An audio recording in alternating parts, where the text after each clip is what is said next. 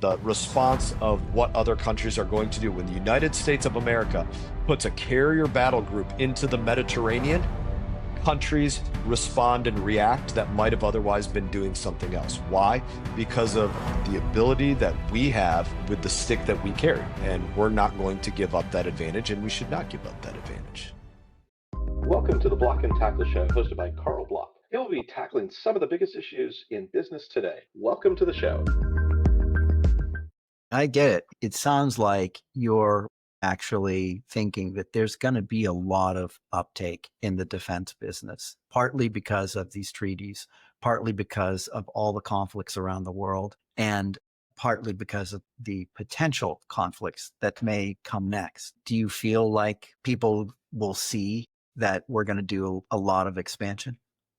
I think it's important always, as I opened up with earlier, there are capabilities we have that nobody else has just across the globe. And we want to be the one that carries this big stick. We don't want to be the United States of America and have to look and see somebody else carrying a bigger stick. It's not who we are. It's not who we want to be. It matters to the safety and security of our war fighters, that for which we have this volunteer military that secures our interests across the globe just by their presence. Their presence in South Korea and our military bases there, their presence in places in Europe, their presence in Bahrain, just their presence and the capabilities that they can bring to bear move the response of what other countries are going to do. When the United States of America puts a carrier battle group into the Mediterranean, countries respond and react that might have otherwise been doing something else. Why? Because of the ability that we have with the stick that we carry. And we're not going to give up that advantage, and we should not give up that advantage. Look, that makes perfect sense. There's an angle about this, about us being as good as we are. And this is not a political statement as much as it might be a foreign policy statement. I think there are some that have said in the past, we have been so dominant in certain markets that we have left scraps for our allies.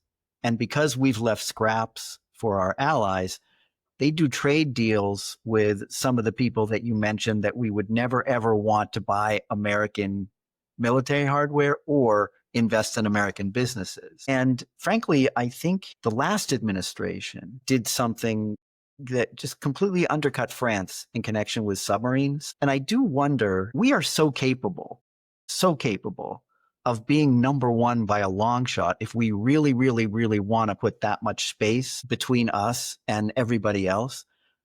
How do we make sure our allies are okay? Our allies, using what's going on in Europe right now as an example, have in the past just acquiesced to the fact that they were not going to keep up in defense production in many things and allow those things to fall by the wayside. It was a conscious choice. Like I said, example being insatiable appetite for 155 millimeter rounds. They could make them over there and sell every single one of them. There's just cases that Russia is outpacing us in the production of those things, and that's just one country, and Europe and the United States of America together should be able to outpace those things. But they have not allowed themselves to develop the most advanced, and they have populations in many of these places that have become populations that maybe they want to grow their military, but they just can't because they do not have a population that they can recruit from to join the military. I don't mean that's because they're in bad shape. I mean, it's because of their philosophy, their ideology, that they are not going to go out there and be like Americans under General Patton. General Patton, his great speech to the Third Army, it starts out the movie Patton. He's standing in front of that big American flag, and he's like, Americans love a winner. They hate a loser. I don't give a damn about somebody that loses and laughs, because to Americans, the idea of losing is hateful, right? We love the big league ball player and the championship boxer, right? That's why Americans have never lost and will never lose, right? Because real Americans love to fight. And there is still to this day, that's a part of my core. I love to fight. That's a part of the core of my being. And I'm gonna, raise my boys and my girl to some degree in the same way.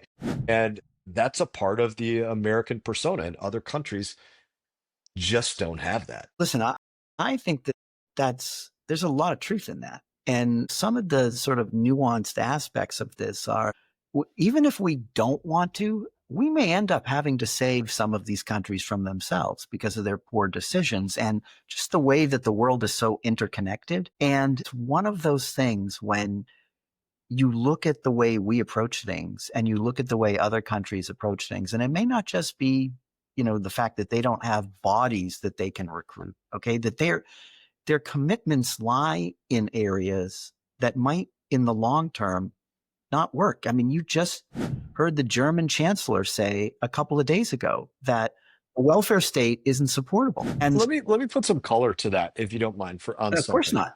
And I'm going to take it to the soft power side, which is really, well, the hard power side of it might have been my life as a member of the military. As chairman of the Foreign Affairs Committee, my world is the State Department, which is soft power, right? So it's the other side of this. What do we do with aid and assistance and things like that, and other things with countries? So when you're looking at that soft power side of it, there really is an element to it where countries, because let's examine the word soft power. What is the purpose of soft power? It's to develop an influence, build a relationship, bring a country in through something other than war, right? And say, we should be your partner of choice. We developed this relationship. We did these things. We should be your partner of choice. That's the power to soft power, right? I'll give a specific example that a lot of people like, but maybe don't realize this part of it, right? PEPFAR. PEPFAR is the program that is developed under President Bush, and where we go and we essentially provide the HIV medication for, let's say, 20 to 30 million Africans every single year to help prevent the spread of HIV, which certainly benefits the United States of America to not have a spread of HIV, but substantially more benefits the continent of Africa, where most of this work is going on. And there's a number of different programs under PEPFAR, and these countries, they recognize how great this program is that we've been doing in their country, all these different African countries for all of these years. That's meant to be a soft power, bring them in closer, make the United States of America the partner of choice. Now, if we're doing that year after year, decade after decade, and you, country XYZ, are saying, well, despite you, United States of America, doing all of this to help prevent HIV, which would be just run over our country if you didn't do this, we're still going to make these greater inroads with China than we are with the United States of America. Guess what? You just took for granted the United States of America. And you're going to realize you didn't know how good you had it until what we were providing is gone. Because we're not going to be taken advantage of. We're not going to be taken for granted. And this is what we've allowed to happen, is we'll do these things that are supposed to be soft power, but we're not holding the feet to the fire of where we're providing these assistances to say, did it bring us in closer? You asked for chicken, we gave chicken, but you're not giving us what we need. Sorry, that's not going to exist anymore. The United States has just allowed it to continue to go on and on and on. And that can't be what soft power is. And that's a part of what's changing here. We're not going to be taken for granted. And that will mean those countries need to make those decisions. What I find extraordinary about that is why we didn't think of this 20, 30, 40 years ago. I don't get it. And for some of those developing countries, it seems obvious that we should be a reliable partner much more than any other country. But then when you have countries in the G20 that somehow aren't really focused on really like collaborating and saying, look, we know you guys do this better than we do, but we'd like to do this. Can we cut these deals? It's very perplexing to me why they don't see that there really is benefit for trying to do that. Because, I mean, to your point about some of these other things, and I'll just say it, I don't know whether we will be alive by the time the French can make a fighter jet that is as good as anything we're making. I mean, it's not to say that everything that they make is horrible, but I don't see it happening. But they're not horrible. They just get shot down easily. And so the question is, how do we get them to be smarter? And obviously there's only so much that we can control, but so that it doesn't happen the hard way. And then again, it becomes the US's problem. They can't defend themselves. against Russia. It becomes our problem. The other one that we're seeing, and I'm going to want to ask you questions about, okay, I know the South Korean president is in Washington. There's another one. What have you done to help yourself? And we end up having to help them when they don't help themselves. I just don't get it. Tremendous commerce there, obviously, that goes on in South Korea that's important to the United States of America. It's uh, a very strategic military base for us in the whole of that region, for our ally Japan, Singapore, others. But what we need to be is in a place where these ASEAN countries, these countries in the region there's a level of which they take us for granted as well, a number of levels, but one level that I'm going to speak about. And it's this level. For many of them, again, because China is directly in their backyard, they have to think about China to an extent that they border them or that their waters, they just touch each other with their waters or different ways, right? And so they have to deal with them in a different way. And for many of them, China is their number one trading partner. And they want to keep China as their number one trading partner. But in no way, shape, or form do they want the United States of America to back off either. So they want to continue making China stronger because it benefits them, but they want the United States of America to be the check on China. Because if we, the only country, the only entity on the face of this earth that can be the check on China, that is us. It's not going to be France. It's not going to be UK. It's not going to be Australia. It's not going to be any of them by themselves. It's only capable by the United States of America. If we cease to be that check, then all of those other countries in there, they're price takers. They have no other choice than to take what China dictates to them. I recognize that, but they're still going to, in many cases, play both sides of it. Ingratiate themselves to China, be a mega purchaser of China in these different ways, which again, in part, I afford because they're neighbors, but at the same time, want the United States of America to be that check on them when they're not really doing everything to make sure the United States of America is the most important check on them. I get that. I would say to you in response to that, you know this, you know from history, depending upon who's in the White House and who's got Congress and what their worldviews are, they may not be so interested in checking certain countries because they may not think those countries are adversaries. Or they may think that one of the things, obviously, there are people that love the president and there are people that really don't love the president.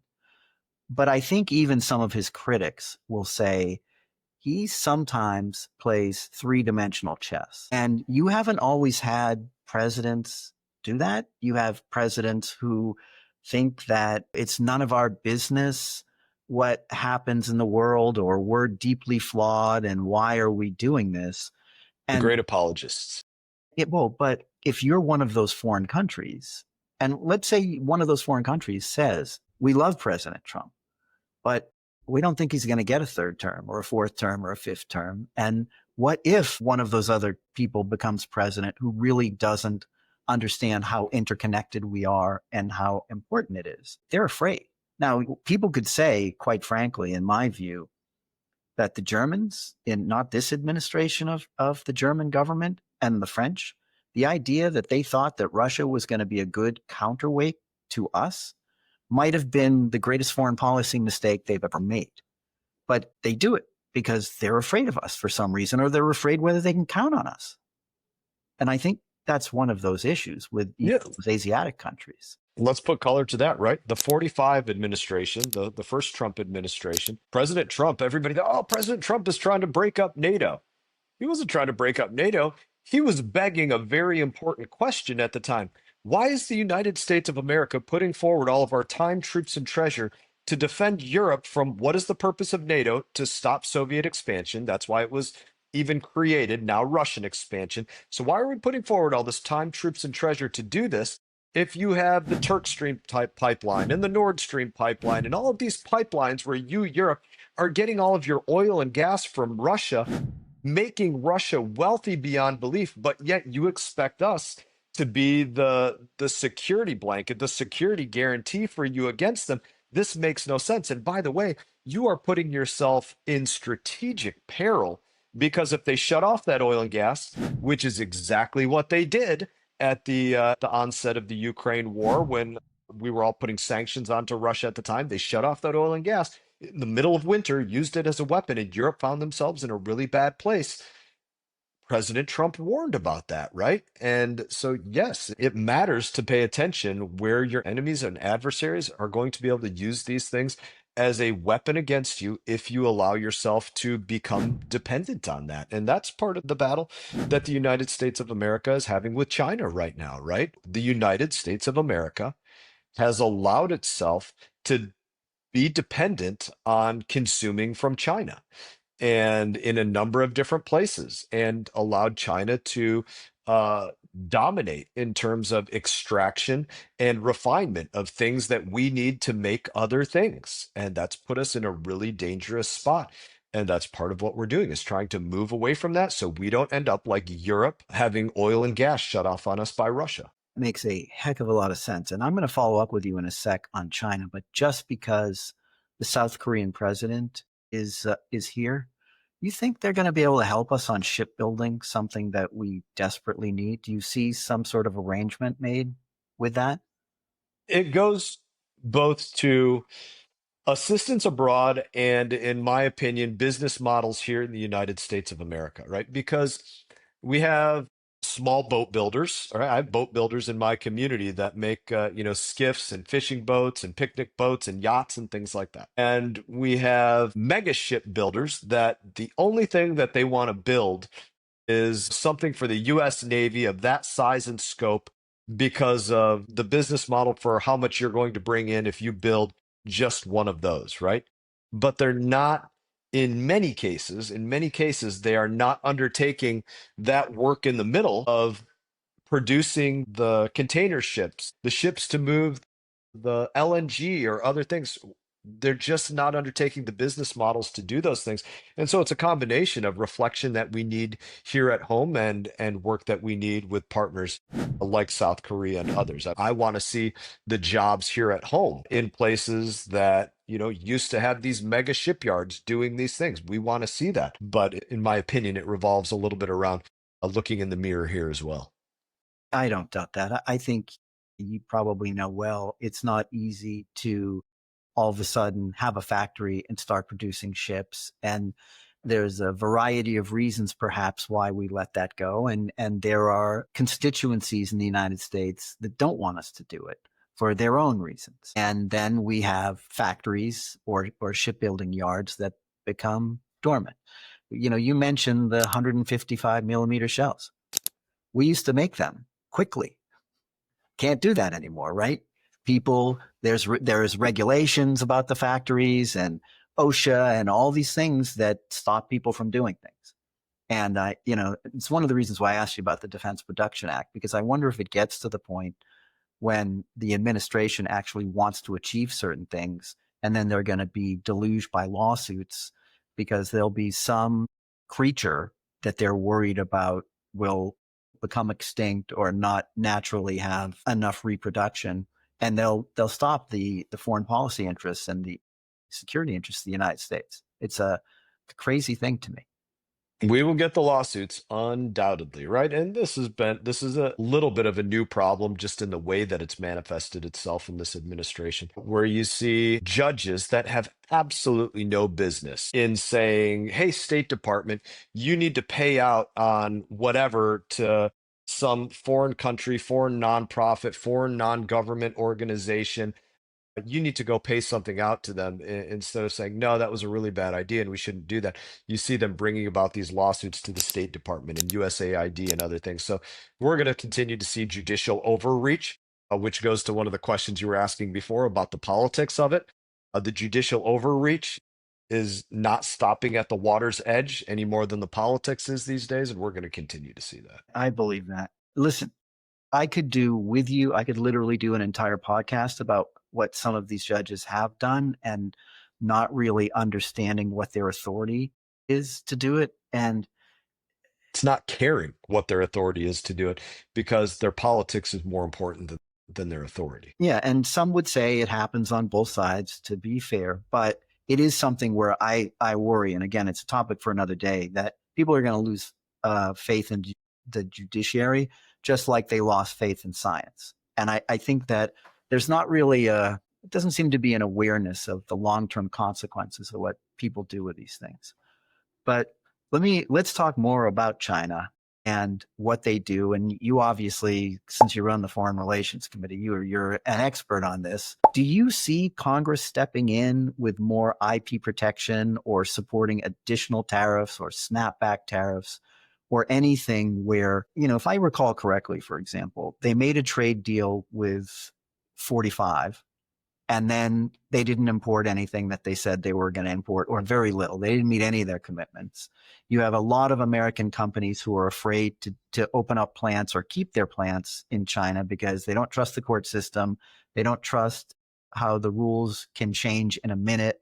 There's obviously a lot of allegations about theft of IP. Is this something that you see you guys working on in the next year or so? They don't like their intellectual property stolen, but they do love that they can get whatever input to making their product at 50% the cost, right? The nut, the screw, the bolt, the bucket of epoxy, the plastics, the whatever it is that they need.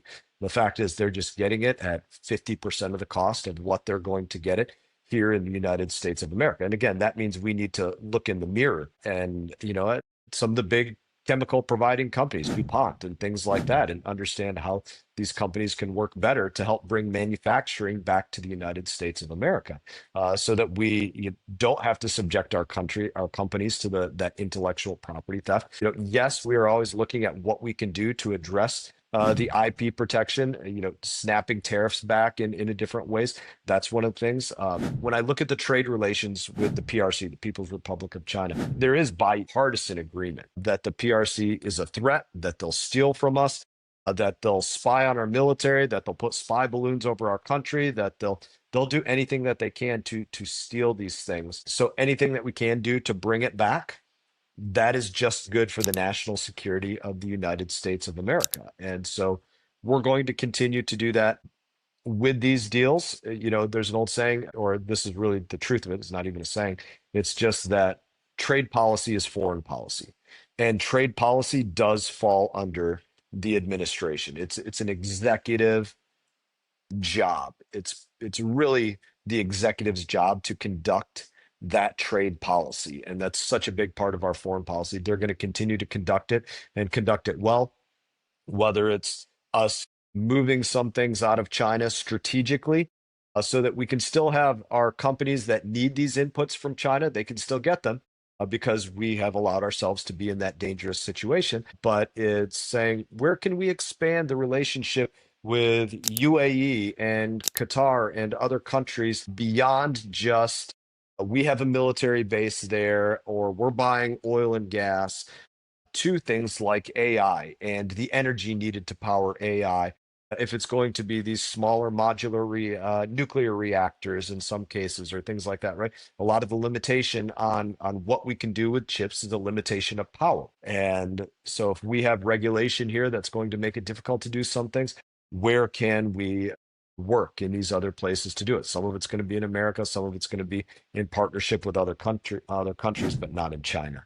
And so it's holistically, where can we expand these relationships in other places while strategically reducing the relationship in the PRC? You mentioned the administrative function, and I'll just say what's mystifying to me is certain parts of the State Department don't seem historically to have seen this, and their efforts to make sure that they're on top of protecting our supply chain in the event. I mean, anything could happen. It doesn't even necessarily have to be a conflict. What if there's massive fires or some natural disaster in China and we can't get critical things? And I don't know where their vision has come from over multiple decades about things like that. It's just something I just don't understand. And it does seem like, though, that, the current team, the current administration does seem to be focused on it. And it's great. Yeah, it wasn't always done right in the past, but we're going to get it right now. Well, I hope so. And I want to just also, when it comes to this, fossil fuels. So it's hard for people to realistically think that we're going to just eliminate fossil fuels. I don't know when we're going to eliminate them. I haven't seen anybody say credibly that we can wean ourselves of fossil fuels by 2050 and maybe not even 2100. Who knows whether we can even do it by then? It's based upon a lot of factors that we haven't come to grips with yet technologically. As you know, the government really isn't in the business of figuring out when you can exploit or other potential sources and how to do it and how to build that infrastructure. It's a very complicated thing that people who are in that business should be focused on, not people in government who have never worked at a petrochemical company and don't understand these things. But what's your feeling about what would you like to see in the energy market? Should we continue to export like we do? Are we going to use energy as a potential foreign policy club to bad actors where we can cause the market to not be in the favor of the bad actors and make their energy too inexpensive for them to sustain it?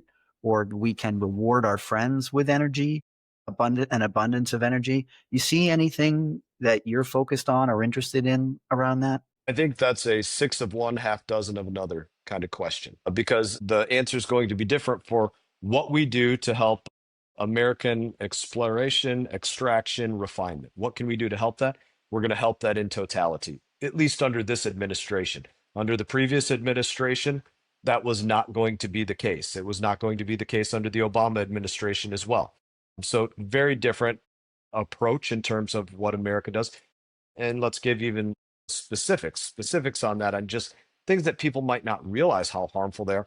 If you make rules domestically that every single company has to report their fossil fuel use for every single truck that they have going on the road, every single thing that they have moving around, that is onerous, it's burdensome, it's unnecessary, and that goes to really dealing a blow to what U.S. exploration and refinement can do, along with a host of other industries. Now, when you look at what we're going to do abroad, when you look at Venezuela, when you look at Iran, when you look at Russian oil and gas, the oil and gas, certainly from those three, Venezuela, Russia, Iran, we're going to do everything possible to make sure that, right now we're having a battle with India about their purchase of Russian oil and gas, because it's allowing Russia to continue to prosecute this war with Ukraine, because that is their biggest cash cow, is oil and gas. And as long as India are still buying that very inexpensively off the market, I get it. You're buying something really inexpensive, which is good, but you're allowing for the prosecution of this war in a way that the world is saying we can't see this go forward. And same thing for China, buys up 99.9% of Iranian oil and gas, right? It's not the whole of what they use, but it's a very big deal that they're purchasing all of that up. For us to combat these adversaries, we need to shut that off as a whole. That doesn't mean in totality moving away from these fossil fuels. My major energy companies are going to do for themselves what makes the most sense, and what makes the most sense based upon the regulations that we have as well. If there are renewable tax credits that are in place, well, they're going to move industry to things that are supported by the renewable tax credits, if that's something that's in place. If they're not in place, they're not going to do as much of moving then into that, because without the subsidization of this part of industry, it can't be sustained. But if it makes sense for them to put a solar panel up in Florida, because they get the output that they need from it, and they can do it at the right price for the rates that they have to provide to the population, they're going to do it. No, I think it's interesting, and that's the slippery slope about the artificial distortions in the market. And one of the things I meant, if you take India that's buying Russian oil, what if we were able to match the price by which they were buying Russian oil? What if we, again, had the ability to have the production and have some of our friends match the production so that it wasn't even attractive for India to buy Russian oil? What would happen? It's a good question to beg. Okay. So, I know that just being a member of Congress, the big beautiful bill has gotten a lot of play. There's some that say we don't really know what's in the big beautiful bill that benefits us. Any thoughts you just want to tell the audience about what they should love about what's in there? Yeah, I would say I could look at anybody driving across the road, anybody that I walk across or walk past on the street, and say, honestly, look you in the eye and say, you are going to keep more dollars in your pocket because of the big, beautiful bill. Your pie is going to be bigger, and Washington is going to take less of your piece of the pie. That is what the big, beautiful bill does. Now, how does it do that? Let's just start with the most obvious part of taxes, because this is largely a tax bill. It either keeps your taxes lower than what they would have gone to, or it makes them lower than what they would have otherwise been. So on the personal side, it's easy to talk about. For all of the Democrats that didn't vote for the big, beautiful bill, it was a strictly partisan bill. They were saying, I'm okay with where you pay 12% in taxes, that going up to 15%. Where you pay 22%, I'm okay with that going up to 25%. Where you pay 24%, I'm good with that going up to 28% for you. Where you pay 35, I'm going to let that go to 37. Where you pay 37, I'm going to let that go to 39. So at every income bracket of people that pay taxes, your taxes would have gone up, and those that didn't vote for it were fine, saying, I'm fine with your taxes going up. On the business side of it, and the business side of it, it matters on the personal side of it as well, because a lot of small businesses are pass through companies, and it really touches the family in different ways. And so to have that 20% knocked off the top and say, okay, you're not going to pay 20%, off the top on your taxes, that's a big deal for a small business. It's that qualified business income deduction. That's a really big deal. When you look at for tips, small businesses being tips, entrepreneurs, whether you're an entrepreneur as a hairstylist, an entrepreneur as an Uber driver, an entrepreneur as a bartender or serving industry somewhere, right? To have no taxes on $25,000 of what you bring in, that's a big deal. Their pie is going to be bigger, and less of their pie is being taken. The research credit that we have out there for small businesses to do research and development, for us to go out there and make it so that you can immediately deduct on the places that you're doing research, or you're buying property, or you're buying, if you're a landscape company and you got to buy a new truck or a new trailer or a new lawnmower, a new weed whacker, and to be able to deduct the depreciation on these things immediately. These are all really big deals to the small business owner and the business owner that's trying to expand, and the list goes on and on. And like I said, I just capture it with, I'd probably, just kind of wrap it up in this, that this is earth-shattering for the United States of America. It's empowering for all Americans, and it will be one of the most significant things ever done through the House of Representatives and the Senate and the president, and maybe the most significant in my window of time that I get to serve in office, is what we've done with taxes, and we're going to do more. I think that's great. You sort of left me hanging in the sense of whether there's going to be another bill and another reconciliation. But I think that if you're right, people are going to know it on April 15th. And they're gonna see what it is, and they're potentially going to be willing to expand their businesses, and that's great. So for those of you watching, I'm sure you're going to have love that I took the time to spend time with Congressman Mast. If you have questions for me about this, you can email me at Karl@blockandtackleshow.com. The and is an A-N-D. It's not an ampersand. And likewise, if you have questions for the congressman, you can send them to me. I will forward them. He's got a comms team who is on the ball, and they will make sure he gets it, and they are very capable of generating thoughtful responses. Thank you very much for being on the show, Congressman. And I thank you for the questions, the invitation. I'll look forward to seeing you another day. Karl Block is both a corporate lawyer and a corporate restructuring partner. Nothing in the podcast should be construed as legal advice. If you want more info on the show, please visit blockandtackleshow.com. And you can also email me at Karl@blockandtackleshow.com. Thanks for tuning in.